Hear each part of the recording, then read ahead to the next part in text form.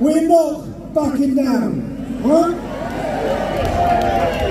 Next up, it doesn't matter who you are, what level you are, what your job is or what your career is. If you speak out against their narrative, they will come for you. The next man to address the crowd is MP Bridgen.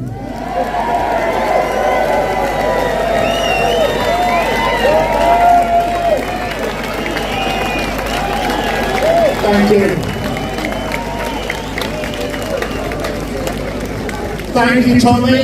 And wow. I'm a bit in awe, actually, not because I'm not accustomed after 14 years in Parliament to public speaking. It's just that the last 2 years in that place down the road, I'm just not used to having an audience when I'm speaking.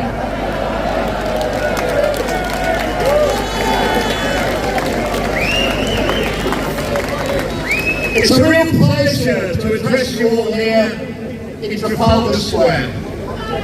On the 21st of October, 1805, the Lord Admiral Horatio Nelson sent an historic message to the fleet of Cape Trafalgar. England expects every man to do his duty. Can you only imagine how long that would take to get that message approved by the Woking Artillery and the PC Brigade today? England expects every man to do his duty.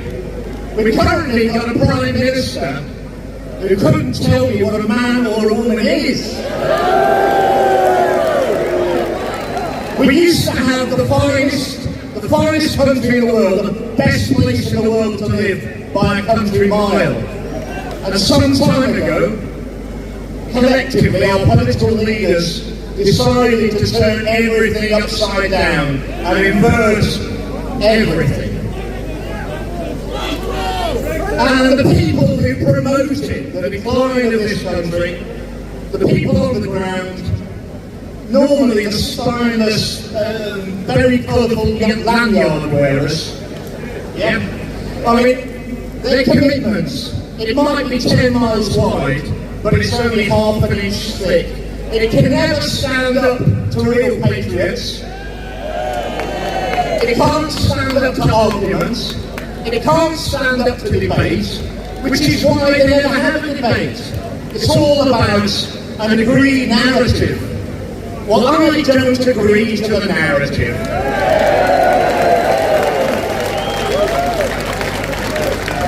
We've all got to stand up and be counted before we get to the tipping point for our society. Maybe that's what it's going to take to wake most of the people up, but we're damn close now to the tipping point. And the way we resist is we argue against their lies, we stand up, we say no. No is a small word, but if 1 million, 2 million, 3 million of us say it, it will be heard. It will resonate in the halls of the self-proclaimed elite.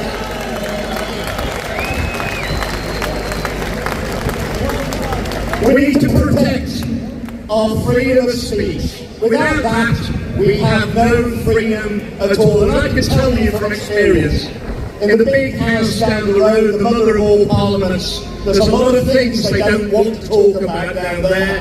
They don't want to talk about excess deaths. They don't want to talk about vaccine harms. They don't want to talk about the WHO treaty. They don't want to talk about the EU Defence and Security Pact we're going to get pushed into. They don't want to talk about the cost, the human cost and the financial cost of the disastrous net zero projects. And that shows all of these things for what they are. Because you don't have to protect the truth. You only have to protect lies. Because the truth is like the lions in Trafalgar Square. The truth can protect itself. All we have to do is set it free.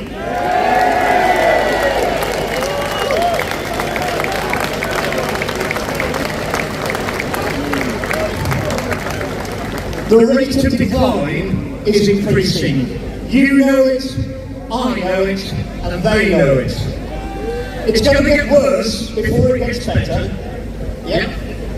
But it will get better. With your support, I know that we can turn this country around, and to coin a phrase, the best is yet to come.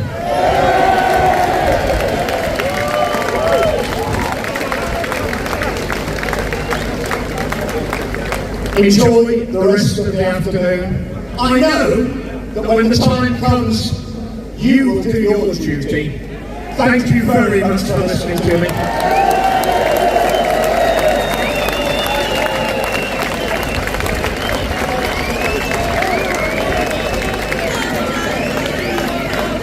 There's so many issues they do not want us to talk about.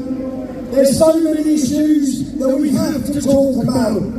If there's 500,000 people watching this, Big Pharma control the media, our government and politicians have betrayed us all, we were all lied to, we were all deceived. I want to introduce a brave warrior with William Wallace in his veins. Watch this.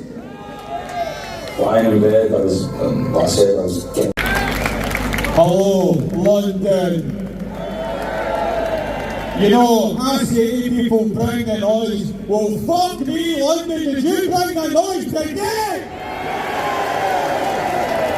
That's what I'm talking about. Send a message to these bastards and let them know we're not going to stand out.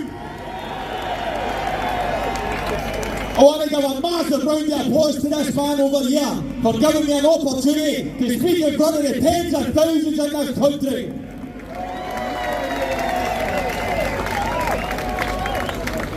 So the question is, how many of us took the COVID vaccine? The question is, how many of us feel ashamed that we took the COVID-19 vaccine and we're forced into a situation that we should never have been in?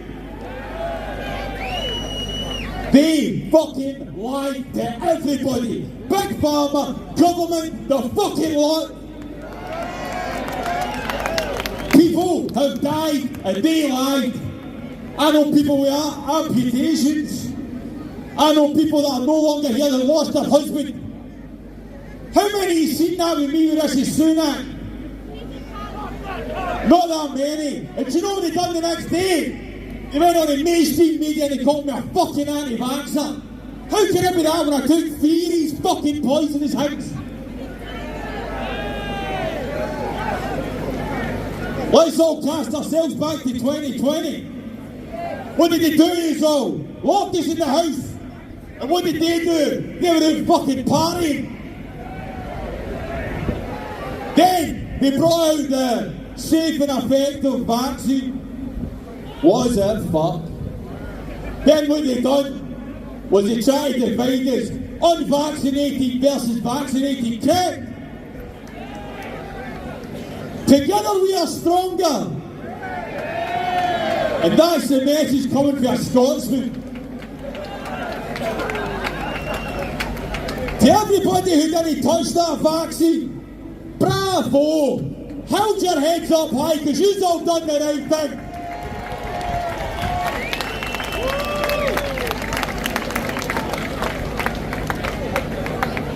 You know, I don't do this for me. I don't do it for gratification or anything like that.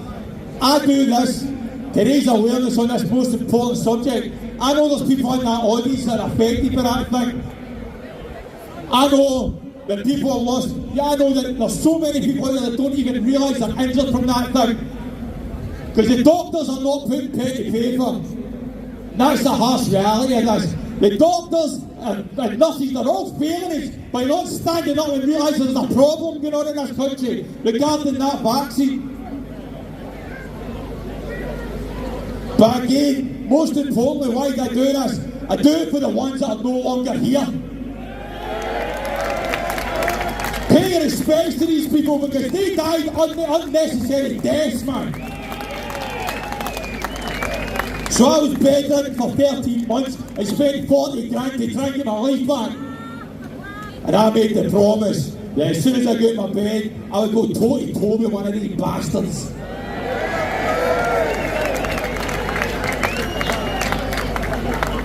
See, if I was in charge of this country, I'd bankrupt that wee bastard, Rishi Sunak. I really think. Rishi Sunak complaining he didn't have Sky TV. See, if I was finished, we wouldn't be able to own a TV, man, you couldn't afford it. So where are we at 2024 regarding people that have been injured from the vaccine? Nowhere. We've lost all the politicians that are speaking out regarding it. We've got nobody to represent us. But we've always got the COVID inquiry. Your COVID inquiries are a lot of shite. Taxpayers' money and wasting everybody's time. A slap in the wrist is not cut it for this. Too many people died. Oh, with that, let's talk about the midazolam and morphine that they put into people's bodies during COVID.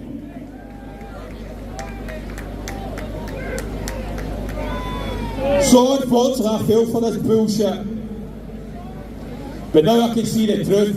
And I put a video regarding Tommy. And what I said was, what they try to do this man is ridicule him, because you only see a 1 second narrative.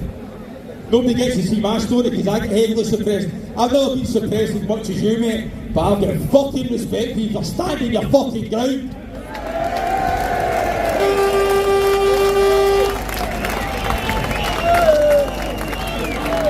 You know, they all talk about the Great Reset, but you know what? Let these words echo around the UK and around the world. Scotland, England, Ireland and Wales and the rest of it. Let's begin the Great Revolution. London, bring the